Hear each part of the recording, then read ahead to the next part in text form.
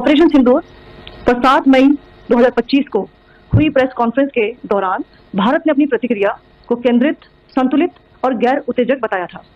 यह विशेष रूप से स्पष्ट किया गया था कि पाकिस्तानी सैन्य ठिकानों को निशाना नहीं बनाया गया। साथ ही दोहराया गया कि भारत में किसी भी सैन्य लक्ष्य पर हमले का उचित जवाब दिया जाएगा। 7 से 8 मई 2025 की रात को पाकिस्तान ने उत्तरी और पश्चिमी भारत में स्थित कई सैन्य ठिकानों को, जैसे कि अवंतीपुरा, श्रीनगर, जम्मू, पठानकोट, अमृतसर, कपूरथला, जालंधर, लुधियाना, आदमपुर, भटिंडा, चंडीगढ़, नाल, फलौदी, उत्तरलाई और भुज पर ड्रोन और मिसाइलों से हमला करने का प्रयास किया।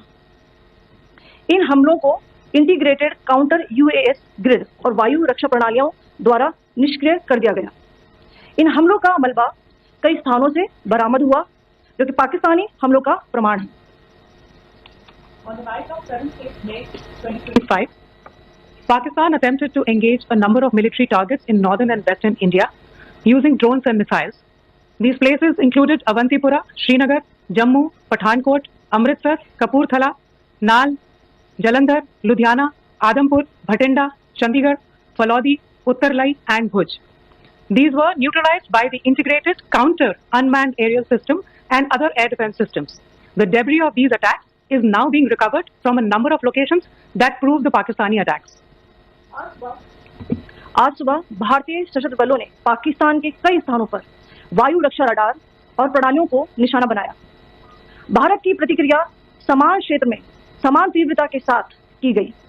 यह विश्वसनीय रूप से ज्ञात हुआ कि लाहौर में स्थित एक वायु रक्षा प्रणाली को निष्क्रिय कर दिया गया।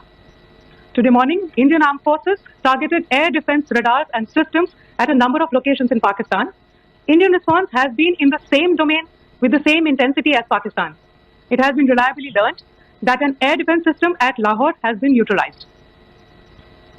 पाकिस्तान ने नियंत्रण रेखा पर आकरण गोलीबारी की तीव्रता बढ़ा दी है, जिसमें कुपवाड़ा, बारामूला, उरी, पुंछ, मेंढर और राजौरी क्षेत्रों में मोर्टार और भारी तोपखाने का इस्तेमाल किया जा रहा है। Pakistan has increased the intensity of its unprovoked firing across the line of control using mortar and heavy cavalry artillery in areas in Kupwara, Baramulla, Uri, Poonch, Mendhar and Rajouri sectors in Jammu and Kashmir. 16 innocent lives have been lost, including 3 women and 5 children, due to the Pakistani firing.